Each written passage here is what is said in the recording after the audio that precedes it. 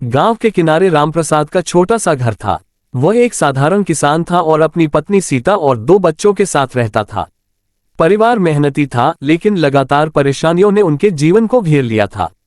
खेत में बार बार फसल खराब हो जाती, घर में बीमारियां लगी रहती और कर्ज इतना बढ़ गया था कि चैन से सांस लेना मुश्किल हो गया। रामप्रसाद और सीता रोज मंदिर जाते, पूजा पाठ करते, देवताओं के नाम से व्रत रखते, लेकिन उनकी समस्याएं हल नहीं होती थीं। धीरे धीरे उनके दिल में निराशा घर करने लगी। एक दिन उनके गांव में पास के शहर से कुछ लोग आए। वे वहां खुले में गीत गा रहे थे और बाइबल से यीशु मसीह शांति देने वाला है पढ़ रहे थे। सीता रुकी और सुनने लगी।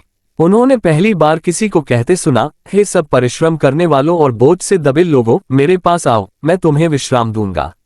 मत्ती 11:28। ये वचन जैसे सीधे उनके दिल में उतर गया। सीता घर जाकर रामप्रसाद को बताए। अगले रविवार दोनों अपने बच्चों को लेकर उस प्रार्थना सभा में गए। वहां उन्होंने यीशु मसीह के बारे में सुना कि उन्होंने हमारे पापों के लिए क्रूस पर प्राण दिए और हमें नया जीवन देने के लिए जी उठे। धीरे धीरे परिवार ने प्रार्थना करना सीखा।